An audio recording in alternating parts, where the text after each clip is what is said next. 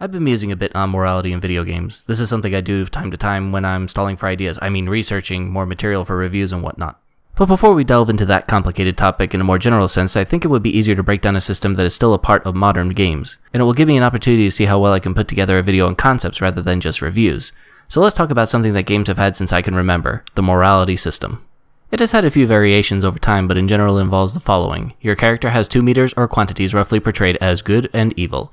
Each time you do a designated good or evil action, you get some points toward your good or evil category. This can have a variety of effects such as opening up powers, closing off other powers, and can have an effect on interactions and usually the game's outcome.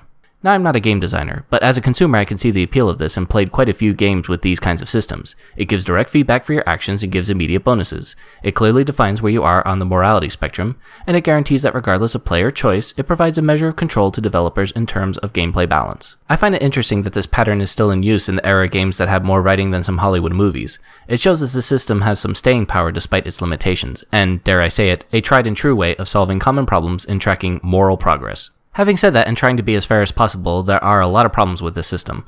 Others more qualified have gone into detail about the specific problems the system presents, but I will highlight the ones I think relevant to this channel. Binary presentation of moral choices. In these kinds of systems, morality is presented as a binary choice between good choice and evil choice. Basically, the game has designated a choice either good or evil, assuming a context that caters, most of the time, to the most basic moral principles, such as killing innocents is wrong and hugging people is nice.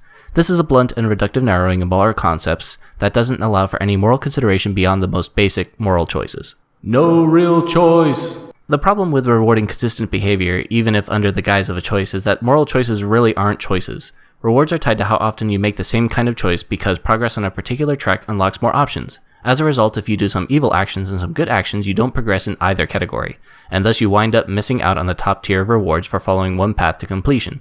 They might as well have just let you choose to be an evil or good character at the beginning. Characters lack texture. Closely relating to the last point, having to play the same category of choices means that your character is either the personification of goodness or literally worse than Hitler. As a person who plays games as scripting and sculpting a character, these systems inhibit creativity. The characters become one-dimensional and boring, hardly the stuff of epics.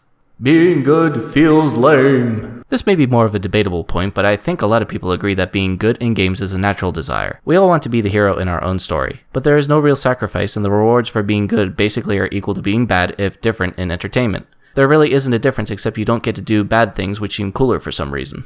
Good and bad choices enforce an undeclared moral philosophy. This one takes a bit of explaining, so I'll use a rather infamous example. Ha! See what I did there? Okay. Oh, and by the way, spoilers in case you haven't played the game.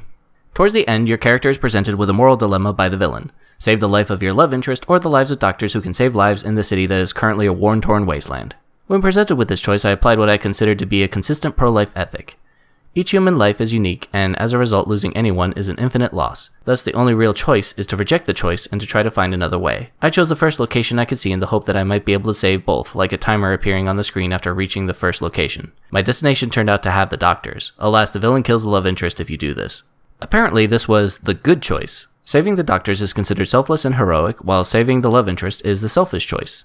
I had a real problem with this. Not only is this ultimately a utilitarian philosophy that in and of itself has issues, but at no point does the game communicate this as the philosophy that it abides by until this very moment. Not to mention that this implies that the woman is disposable. As a result, if I applied what I considered to be the only real choice and had the love interest been closer, I would have done the bad choice.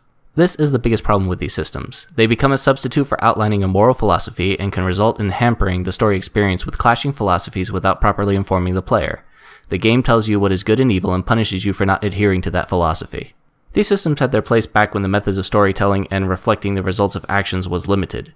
But developers are only hurting themselves in their capacity to be more creative as long as they stay tied to these systems. There are better ways to express morality, but in order to do that, game developers will need to ditch this system.